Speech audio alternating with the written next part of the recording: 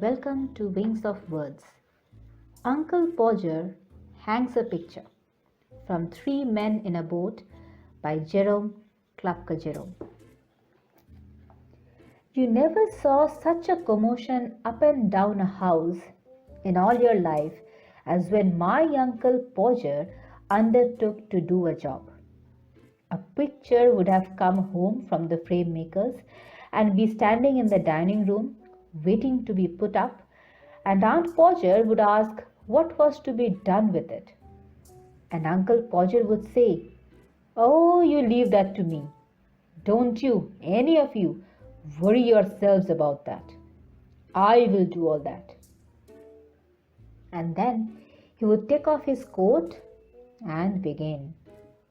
He would send the girl out for 6 pence worth of nails, and then one of the boys after her to tell her what size to get, and from that he would gradually work down and start the whole house.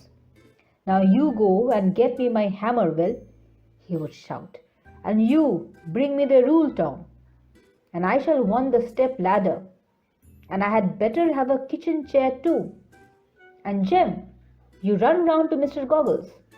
Tell him, pa's kind regards, and hopes his legs are better, and will he lend him his spirit level? And don't you go, Maria, because I shall want somebody to hold me the light.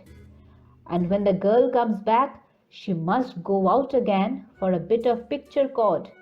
And Tom, where's Tom? Tom, you come here.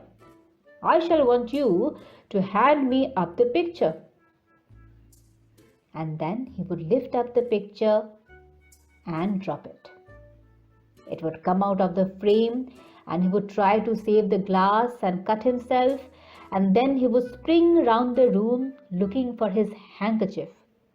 He could not find his handkerchief because it was in the pocket of the coat he had taken off, and he did not know where he had put the coat, and all the house had to leave off looking for his tools and start looking for his coat, while he would dance round and hinder them. "Doesn't anybody in the whole house know where my coat is? I never came across such a set in all my life. Upon my word I didn't. 6 of you, and you can't find a coat that I put down not 5 minutes ago." Then he would get up and find that he had been sitting on it, and would call out, "Oh, you can give it up. I have found it myself now. Might just as well ask the cat to find anything as expect you people to find it." And when half an hour had been spent in tying up his finger, and a new glass has been got, and the tools, and the ladder, and the chair, and the candle had been brought, he would have another go. The whole family, including the girl and the charwoman, standing round in a semicircle, ready to help. 2 people would have to hold the chair, a third would help him up on it and hold him there, a fourth would hand him a nail, a fifth would pass him up the hammer, and he would take hold of the nail and drop it. "There, now the nail's gone," he would say in an injured tone. And we would all have to go down on our knees and grovel for it, while he would stand on the chair and grunt and want to know if he was to be kept there all the evening. The nail would be found at last, but by that time he would have lost the hammer. "Where's the hammer? What did I do with the hammer? Great heavens! 7 of you gaping round there, and you don't know what I did with the hammer."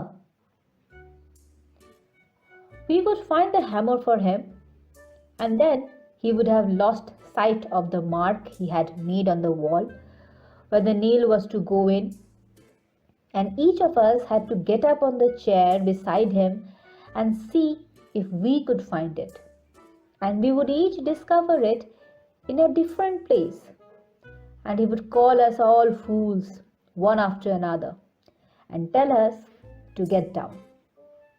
And he would take the rule and remeasure and find that he wanted half 31 and 3/8 inches from the corner.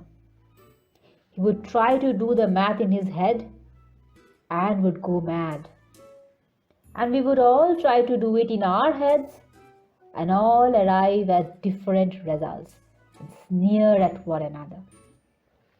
And in the general row, the original number would be forgotten, and Uncle Podger would have to measure it again. He would use a bit of string this time, and at the critical moment, when the old fool was leaning over the chair at an angle of 45 and trying to reach a point 3 inches beyond what was possible for him to reach, the string would slip and down he would slide onto the piano, a really fine musical effect being produced by the suddenness with which his head and body struck all the notes at the same time. And Aunt Maria would say that she would not allow the children to stand round and hear such language. At last Uncle Podger would get the spot fixed again and put the point of the nail on it with his left hand and take the hammer in his right hand, and with the first blow he would smash his thumb. He would drop the hammer with a yell on somebody's toes. Aunt Maria would mildly observe that next time Uncle Podger was going to hammer a nail into the wall, she hoped he would let her know in time, so that she could make arrangements to go and spend a week with her mother while it was being done. "Oh, you women, you make such a fuss over everything," Uncle Podger would reply, picking himself up. "Why, I like doing a little job of this sort." And then he would have another try, and at the second blow, the nail would go clean through the plaster and half the hammer after it, and Uncle Podger be precipitated against the wall with force nearly sufficient to flatten his nose. Then we had to find the rule and the string again, and a new hole was made, and about midnight the picture would be finally up. Very crooked and very insecure, the wall for yards round looking as if it had been smoothed down with a rake, and everybody dead beat and wretched. Well, except Uncle Podger. "There you are," he would say, stepping heavily off the chair onto the charwoman's corn and surveying the mess he had made with evident pride. "Why, some people would have had a man in to do a little thing like that."